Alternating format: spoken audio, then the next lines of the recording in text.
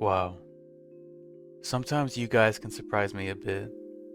By the looks of it, you guys really enjoyed my video on Oscar the Cat. Honestly, like, wow, it did so well. So this is a clickbait. This is actually part 2 of Oscar the Cat with psychic powers.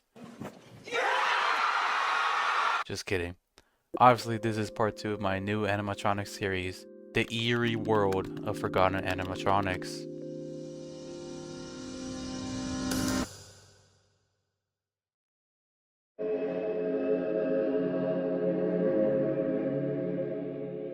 In part 1, we talked about the downfalls of some notable animatronics bands, like how a circus band that had potential to be one of the best of animatronic restaurants unfortunately had some very bad luck down the road over the years, to one of the most disturbing looking group of animatronics that was mysteriously burned down along with the restaurant, with suspicions of arson around the same time Chuck E. Cheese moved next door.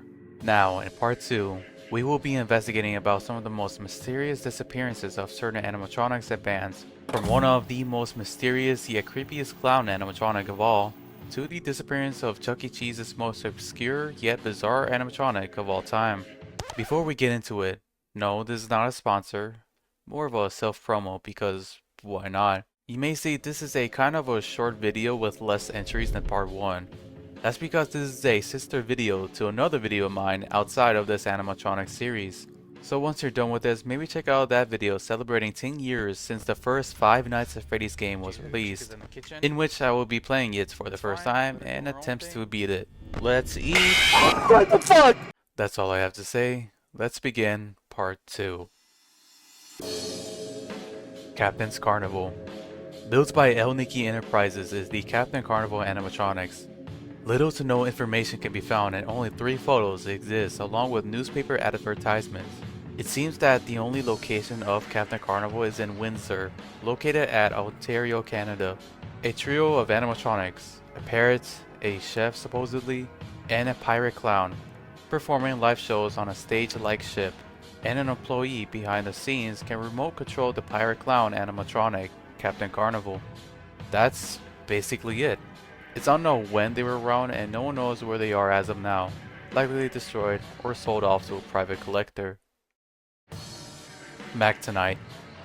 In part 1, I talked about McDonald's classic clown mascot got to be an animatronic once McDonald's decided to try to hop on the bandwagon of animatronic restaurants. Nowadays defunct, yet still appears in a very few restaurants here in the US. While there is other animatronic characters from McDonald's, but the most notable is yet another classic character, McDonald. Different from the other McDonald's mascots, McDonald was a fan favorite, primarily adults, as that was McDonald's intention. Realizing all of their mascots were targeting families, McDonald was for an older audience, with his performances of classic pop songs such as Bobby Darin's 1958 cover of Mac the Knife that adults would recognize and enjoy. I won't go into the long lengthy lore behind McDonald other than his character design was heavily inspired by, again, Bobby Darin, and another pop culture figure, Max Headroom. Since his debut in the 1980s, he instantly became a successful favorite of many grown-ups, while the younger audience, not so much. Hypnotized by his catchy tune of going down to McDonald's for a late night dinner, McDonald was thriving, and in 1987, after seeing how much success and popularity McDonald was earning just by appearing on TVs, they decided it was time to break him to life by having professional pianists perform inside McDonald's restaurants across the country, but also tried out installing McDonald animatronics, taking a page out of Chuck E. Cheese's book. It is unknown the exact number of restaurants had the McDonald animatronics, but what is known is that as time went by, all of McDonald animatronics, sometimes accompanied by small bird animatronics as backup singers the Rockin' Chickens, eventually went defunct, left off as statues just like the Ronald McDonald animatronics. Statues, huh? They weren't removed as soon as they break down, but eventually McDonald's had to get rid of his existence after being sued by Bobby Darin's son, who claimed McDonald's did not receive permission to use his likeness and make a rendition off of his father's cover. So, McDonald, who was on his way to steal Ronald McDonald's spotlight as the main mascot, was shelved and his ads stopped airing. After making a few cameos in some McDonald's advertisements, McDonald was eventually done for, as in the mid-2010s. He became an internet racist meme known as Moon Man, an unofficial parody depicting him as a white supremacist. featuring music with racist and violent lyrics, eventually being seen as a hate symbol rather than an old marketing campaign mascot. It's very likely that the several McDonald's restaurants who had Mac Tonight at one point were removed at this point. But maybe, just maybe, a defunct Mac still lives at least one McDonald's out there. There is definitely one Mac inside the world's largest entertainment McDonald's in Orlando, Florida, who was once active but like always is there defunct, not able to perform ever again. Robotic Ronald McDonald. Before we leave McDonald's, I unfortunately have to go back on Ronald McDonald. In part 1, and just minutes ago, I mentioned how there were a very few Ronald McDonald animatronics, but yet there is a different Ronald McDonald animatronic, but much more creepier and more obscure. While Fred Weichman, who now owns this Ronald McDonald, claimed that it was built by AVG Technologies and Set Makers Incorporated in 1980, this once functional, computerized Ronald McDonald would greet people at the entrance of the former Oak Brook McDonald's corporate headquarters, before later be found in the trash. Later in 1999, he would make his first and only TV appearance in the appraisal fair, where he would be introduced and would be estimated to be worth $2,000 to $3,000, as it's very likely this is a one-of-a-kind in literal sense, adding that he may have existed way before 1980, likely around the 60s or 70s. Nowadays, this Ronald McDonald sits defunct in Fred Weichman's toy room. Might be missing a few parts.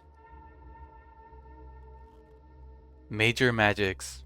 When Chuck E. Cheese filed for bankruptcy in 1984 and later merged with Showbiz Pizza Place in the following year, at that time there were no new major rival to fill in the spot. That was the case until 1988, a new animatronic restaurant with a lot of potential opened its doors in a few locations in the Midwest, specifically exact areas where Showbiz Pizza Place closed their doors. What was this major player? Major Magic's All-Star Revue. The restaurant quickly became a big hit for parties thanks to the animatronic band, Major Magic's Rock and Roll Rebellion. The band consisted of Major Magic, Barbaro String Band, Burley Hives, Singing Sam, Flash the Lion, Rock the Croc, Ludwig von Drum, Marcello, Nick O'Lodian, Yoko Obo, Bo Jingles, who only appears as a hand to play the tambourine in the Owl House, and finally Sergeant Pepperoni, the Walrus, who looks very similar to Chops the Walrus from Mark's Funtime Pizza Palace from part 1 of this series, and is obviously a parody of Sgt. Pepper's Lonely Hearts Club Band by the Beatles, who the band performed a few songs by the English rock band. There's supposedly a gorilla animatronic literally named Killer Gorilla, who was a retrofitted of Fats Geronimo from Showbiz Pizza Place, who only appears in one location.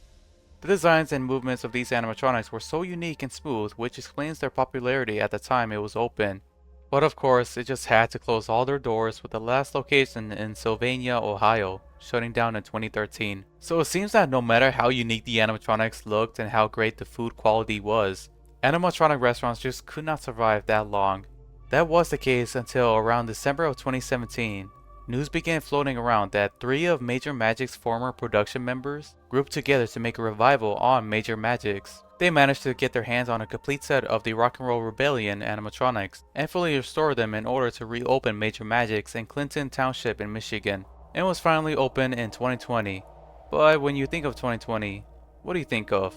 Yup, the COVID-19 pandemic. At the worst possible time, Major Magics was open for about a month before shutting its doors due to the pandemic. We gave Major Magics a new heart, but sadly, it stopped, said one of the trio in a Facebook post.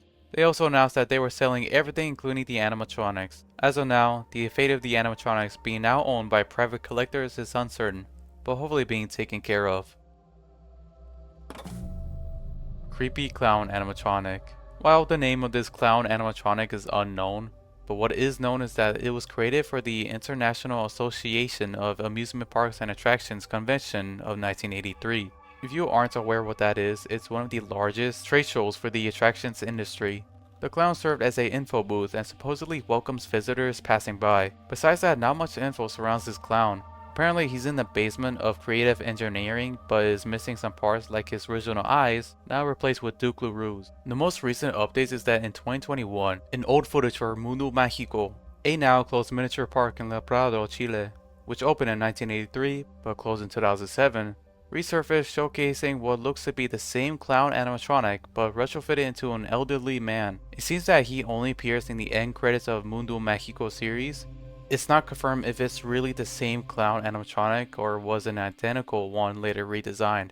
Whatever happens with that one in Mundo Mágico remains a mystery. Wolfman Zapp. Annie Part 2 was one of the most mysterious and sought after animatronics, maybe of all time. The same man who founded Atari and Chuck E. Cheese's Pizza Time Theater, Nolan Bushnell, wanted to test out on how instead of adding pizza and arcade together, how about bars and arcade? Which led to the creation of Zapp's Bar and Grill, or Gilbert Zapp's, with its first location supposedly in Cupertino, California, sometime around 1983 or 84. Of course, this new restaurant started out as a test market to see how well it goes, but this brand new chain needed a face. And so comes in Wolfman Zapp, a grey wolf retrofitted from a Pizza Time Theater player, with some debated being Chuck E. Cheese or Jasper T. Jowls. Either way, Wolfman Zapp was separated from the rest of the characters, as this chain was targeted for adults rather than families, similar to Mac Tonight. After opening up 2 other locations in Nevada and Florida, along with mentions of a few more locations, Bushnell himself stated he was going to have a Zapp's, but this was never proven nor disproven. This new concept did not actually last that long. This is where any knowledge or information becomes rocky. Eventually every Zapp's Bar and Grill closed its doors, but whatever happened to Wolfman Zapp himself? Well, it's actually unknown if any animatronics of the wolf was ever used inside its restaurants, because there is not a single photograph or footage of him appearing. Photos do exist inside of Zapp's when it was active, but there isn't any sign of the animatronic, nor does any show tape of the animatronic seem to exist. Some speculate that if it were to exist, chances are his dialogue may contain adult language. It's also unknown just how many Wolfman Zapp animatronics exist out there. In my opinion, my best guess is either 2 or 3.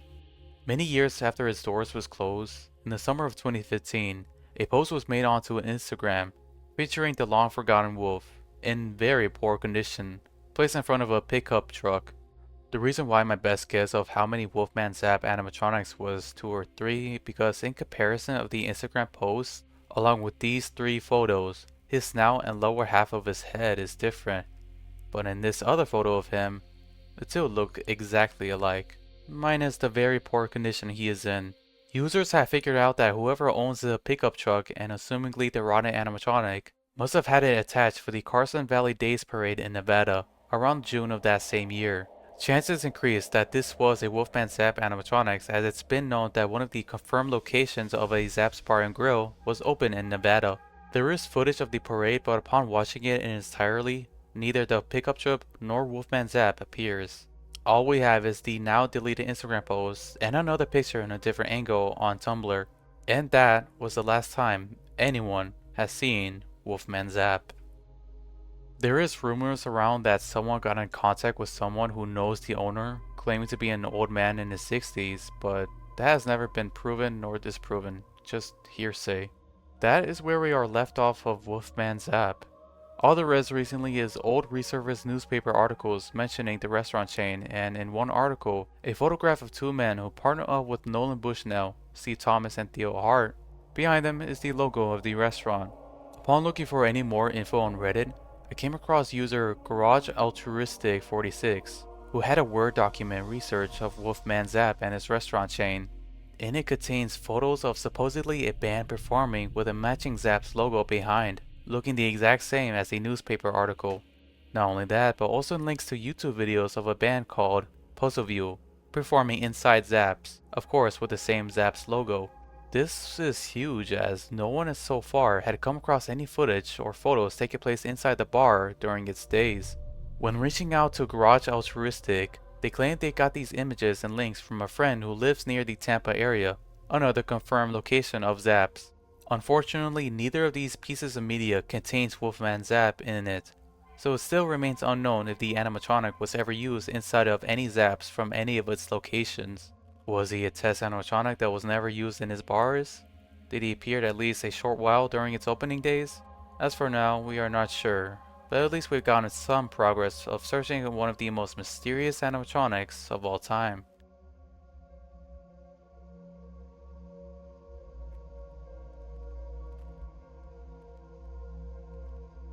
Thank you for watching.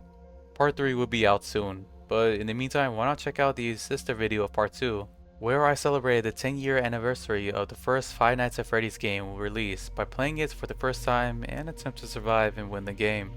I know it may not be as interesting as it sounds for new and returning viewers, but it's some sort of nostalgic trip back in the past when Five Nights at Freddy's was actually horrifying. Anyways, I hope to see you there. Until next time, bye.